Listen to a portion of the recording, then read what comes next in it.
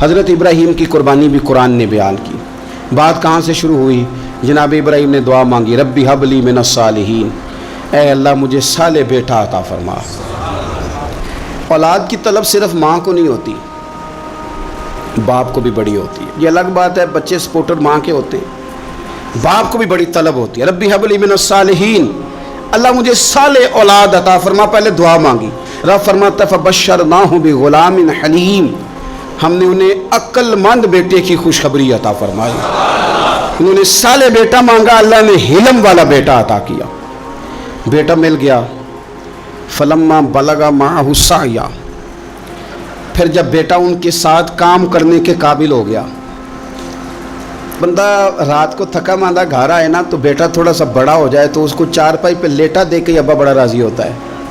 چلے زیادہ شاعروں نے شان اماں کی لکھی ہیں، اس میں شک کوئی نہیں، انہوں نے نہیں ابا کی طرف توجہ دی، ان کی مرضی ہے، تو زیادہ باتیں اماں کے حق میں ہوئیں، پر باپ اور بیٹے کا پیار، بیٹے اور باپ کا پیار، اگر یہ آیتیں قرآن پاک کی کبھی سمجھ میں آ جائیں تو شاید عشق کی ساری داستانیں ختم ہو جائیں۔ بیٹا بھی اپنے باپ سے بڑا ہی پیار کرتا ہے، باپ بھی اپنے بیٹے سے بڑا۔ یہ دعا حضرت ابراہیم نے مانگی، یا اللہ صالح بیٹا دے۔ اللہ نے پھر کہا کہ میں نے خوشخبری دی حلم والے بیٹے کی، فلما بلغ معہ السعی، پھر بیٹا جب ساتھ چلنے کے قابل ہو گیا، قال یا بنی انی ارا فی المنام، کہا اے بیٹے میں نے خواب دیکھی ہے، کیا؟ انی اذبحک، میں تجھے ذبح کر رہا ہوں، فانظر ماذا تری، بیٹے تیری رائے کیا ہے؟ میں نے خواب دیکھ لی، میں ذبح کر رہا ہوں، تو اپنی رائے بتا۔ رائے اس لیے نہیں پوچھی کہ اگر وہ کہیں گے نہ ذبح کرو تو نہیں کریں گے، رائے اس لیے پوچھی ہے کہ لوگوں کو پتہ چلے کہ جس پتر کی تربیت حضرت ہاجرہ نے کی ہے، اور جس کی رگوں میں حضرت ابراہیم خلیل کا خون ہے، اور جس کی پیشانی میں نور محمدی چمکتا ہے صلی اللہ تعالی علیہ وسلم، ان کے خیالات کیا ہیں پتہ چلے۔ اور یہ پوچھا بھی اس لیے تاکہ لوگوں کو سمجھ آ جائے کہ اگر حضرت ابراہیم ذبح کرنے کو تیار تھے تو جناب اسماعیل ذبح ہونے کو تیار، لوگوں کی سمجھ میں بات آ جائے۔ فانظر ماذا تری، تیری کیا رائے ہے، قربان جائیں۔ یہ بھی انداز ہے بیٹے کا باپ کے ساتھ، یہ نہیں کہا کہ ابا جی ذبح کر دیں آپ، یہ نہیں کہا، قالا یا ابت افعل ما تؤمر، کہا ابا جی آپ کریں وہ جس کا آپ کو حکم دیا جا رہا ہے۔ رب جو کہتا ہے نا آپ وہ میرے ساتھ کر دیں، اگر اللہ کہتا ہے ذبح کریں تو ذبح کر دیں، اگر وہ فرماتا ہے اس کے ٹکڑے ٹکڑے کریں تو ٹکڑے ٹکڑے کر دیں، جو رب کہتا ہے وہ کریں۔ مجھے آپ انشاءاللہ صبر کرنے والوں میں سے پائیں گے۔ کریں، میں تیار ہوں، کریں، بیٹا ہے۔ سالوں کے بعد جناب ابراہیم نے دیکھا ہے، اب وہ اس عمر کو پہنچا ہے کہ وہ کام کرنے کے قابل ہوا، ساتھ چلنے کے قابل ہوا، حکم آ گیا۔ دیکھو ایک مشکل وہ ہوتی ہے کہ تبلیغ کرنی ہے، کافروں کو رستے میں مشکل آ گئی۔ ایک مشکل وہ تھی کہ کافروں سے لڑائی کرنی تھی تو رستے میں مشکل ہے۔ یہاں تو کچھ بھی نہیں، بیٹھے بٹھائے رب نے کہہ دیا کرو بیٹا ذبح۔ سمجھ آتی ہے کہ یاری تیری سونا ہے پر ازمائشاں بھی تیریاں اگ، یہ سونا پرکھیا جامدہ ہی پہلو نال لگان دے لگ۔ وہ اپنے پیاروں کو نہ بیٹھے بٹھائے بھی امتحان لے لیتا ہے۔ کہا میں تیار ہوں، مجھے صبر کرنے والوں میں پائیں گے۔ فلما اسلم وتلہ للجبین، اللہ فرماتے ہیں جب دونوں حکم ماننے کو تیار ہو گئے تو باپ نے بیٹے کو پیشانی کے بل لٹایا، شیطان بڑا سر پٹایا، دوڑا، میں نے تو گمراہ کرنا تھا آدم کی اولاد کو، یہ کیا بنا؟ اللہ کی رضا کے لیے بیٹا تک قربان کرنے کو تیار ہو گئے، دوڑ کے جناب ہاجرہ کے پاس گیا۔ پتہ ہے آج کیا ہونے لگا ہے؟ پتہ ہے جناب خلیل کہاں لے گئے ہیں جناب اسماعیل کو؟ کہنے لگی سیر و تفریح کے لیے گئے ہیں، یہی ہیں؟ کہنے لگی نہیں وہ تو ذبح کر دیں گے۔ جناب ہاجرہ کہنے لگی کبھی باپ نے بھی بیٹے ذبح کیے؟ کہا ان کا گمان ہے کہ رب کا حکم آیا ہے۔ فرمانے لگی تم مردود شیطان ہے، اللہ کے نبی کا گمان نہیں ہوتا، رب کے نبی کو وحی آیا کرتی ہے، دوڑ جا ادھر سے۔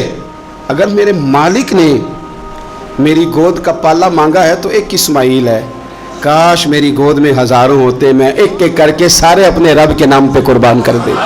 دوڑ کے آیا جناب اسماعیل علیہ السلام۔ پتہ ہے آپ کے والد کہاں لے جا رہے ہیں؟ فرمایا یہیں سیر کے لیے۔ کہنے لگے نہیں، ان کو تو خواب آئی ہے، رب کا حکم آیا ہے، وہ تو ذبح کر دیں گے۔ تو فرمایا ٹھیک ہے، میرے والد ذبح کریں گے تو میں ذبح ہو جاؤں گا۔ آپ نے میری بات کو سمجھنا ہے۔ پھر حضرت ابراہیم کے رستے میں آیا، کہنے لگا اے ابراہیم حضرت جبریل تو آئے ہی نہیں، آپ کو تو حکم حضرت جبریل کے ذریعے آتا ہے، آپ خواب دیکھ کے بیٹا ذبح کریں گے؟ روڑے اٹھائے، کنکر اٹھائے، زور سے مارے، وہ دوسری جگہ آ گیا، پھر کنکر مارے، پھر تیسری جگہ آ گیا، پھر کنکر مارے۔ کیا دنیا میں یہ بھی انداز بھی ہے کہ روڑے مارے تو عبادت کا ثواب ملے؟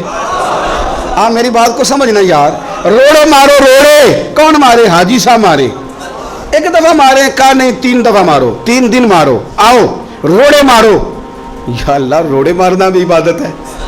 پتھر مارے، کنکر مارے، فرمایا مارو نا، تمہیں پتہ نہیں نا کہ وہ ذائقہ کتنا ہے جب میرے خلیل نے میری خاطر روڑے مارے تھے، میری خاطر روڑے مارنا بھی عبادت قرار دے دیا۔ صحابہ نے پوچھا یا رسول اللہ، یہ جو ہم کنکر مارتے ہیں جمرات کو، اس کا بھی ثواب ہے؟ فرمایا یہ تو تمہیں میزان عمل میں قیامت کے دن پتہ چلے گا نا اجر کتنا ہے، یہ تمہیں تب پتہ چلے گا۔ روڑے مارے حضرت ابراہیم خلیل نے، فلما اسلم وتلہ للجبین، دونوں تیار ہو گئے، باپ نے بیٹے کو پیشانی کے بل لٹایا۔ مفسرین کہتے ہیں خود کہا تھا جناب اسماعیل نے، ابا جی سیدھا لٹا کے ذبح نہ کرنا، ہو سکتا ہے چہرہ دیکھیں تو آپ سے چھری نہ چلائی جا سکے، آنکھوں پہ پٹی باندھ لو، مجھے الٹا کر کے لٹا لو اور میرے ہاتھ پیر باندھ لو۔ بیٹے وہ کیوں؟ کہا آپ والد ہی نہیں پیغمبر بھی ہیں، پیغمبر بھی جد الانبیاء ابو الانبیاء ابراہیم خلیل، ایسا نہ ہو کہ میں موت آتے وقت تڑپوں تو کچھ خون اڑے، تو میں اللہ کے نبی کی بے ادبی نہیں کرنا چاہتا، مجھے ذرا باندھ لے۔ باپ نے بیٹے کو باندھا، چھری پکڑ لی اور گردن پہ چلائی، فلما اسلم وتلہ للجبین۔ آپ کبھی مزہ تو لے ان آیتوں کا۔ دونوں تیار ہو گئے، باپ نے بیٹے کو گردن کے بل لٹا لیا، ونادیناہ ان یا ابراہیم، رب فرماتے ہیں ہم نے آواز دی اے ابراہیم۔ آپ کبھی دیکھیں کوئی بندہ کام کر رہا ہو تو پیچھے سے کوئی دیکھنے والا آواز، او ٹھہرنا ٹھہرنا ٹھہرنا، ذرا مزہ لے، ونادیناہ ان یا ابراہیم۔ اللہ فرماتے ہیں ہم نے آواز دی اے ابراہیم، قد صدقت الرؤیا، آپ نے تو خواب سچ کر دکھایا ہے، اے ابراہیم آپ نے تو خواب سچ کر دکھایا، اِنَّا كَذَلِكَ نَجْزِي الْمُحْسِنِينَ، ہم اسی طرح نیکوں کو بدلہ دیتے ہیں، اِنَّ هَذَا لَهُوَ الْبَلَاءُ الْمُبِينُ، بے شک یہ بڑی آزمائش تھی، بے شک یہ کھلی آزمائش تھی۔ میں نے کہا تھا قرآن کی آیتوں کا بھی مزہ لیا کریں، یہ کھلی آزمائش تھی۔ جب آزمائش لینے والا کہتا ہے آزمائش کھلی تھی اور دینے والے نے سچ کر دکھائی، تو پھر حضرت ابراہیم کی شان دیکھی نا کتنی بلند ہے۔ لینے والا کہتا ہے آزمائش کھلی تھی، وَفَدَيْنَاهُ بِذِبْحٍ عَظِيمٍ، اور ہم نے انہیں بچا لیا فدیے میں عظیم ذبیحہ دے کر۔ اللہ نے نا پھر دمبا بھیجا جنت سے، حضرت ابراہیم نے چھری چلا دی تھی، روکی کوئی نہیں، چھری چلا دی، اور جب بری طرح ذبح ہو گیا تو آنکھیں کھولی تو آپ نے دیکھا کہ نیچے دمبا ذبح ہوا پڑا ہے اور جناب اسماعیل دور کھڑے مسکرا رہے ہیں۔ تو حضرت ابراہیم کی زبان سے نکلا اللہ اکبر، اللہ اکبر۔ آپ کی بات سن کے جناب اسماعیل بھی پکارے اللہ اکبر، اللہ اکبر۔ یہ لفظ سنے تو حضرت جبریل بولے، کہنے لگے لا الہ الا اللہ واللہ اکبر۔ جب انہوں نے یہ کہا تو حضرت سیدنا ابراہیم پھر بولے، کہنے لگے اللہ اکبر وللہ الحمد۔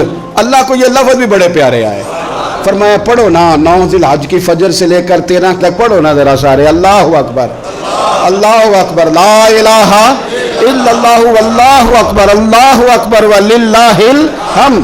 فرمایا یہ پڑھتے رہو۔ انہوں نے پڑھے تھے مل کے تو مجھے بڑے پیارے لگے۔ فرمایا ہم نے انہیں بچا لیا ایک فدیہ، عظیم فدیہ دے کے، وَتَرَكْنَا عَلَيْهِ فِي الْآخِرِينَ، اور ہم نے ان کے ذکر کو چھوڑا ہے آنے والوں کے لیے۔ کیا لفظ ہے قرآن کے، قربان ہونے کو دل کرتا ہے۔ یہ بات بیان کر کے پتہ کیا فرمایا؟ رب نے فرمایا، رب نے فرمایا، خدا خود میر مجلس بود، رب کریم نے فرمایا، کیا فرمایا؟ فرمایا سلام علی ابراہیم، قربان جائیں، سلام علی ابراہیم۔ کیا بات کہاں ختم ہو رہی ہے، کہاں پہنچ رہی ہے؟ کیا انداز؟ سلام علی ابراہیم، سلام علی ابراہیم، فرمایا سلام ہو ابراہیم پر، سلام ہو ابراہیم پر، سلام ہو۔ حضور فرمانے لگے غلاموں یاد رکھنا قربانی حضرت ابراہیم کا طریقہ ہے،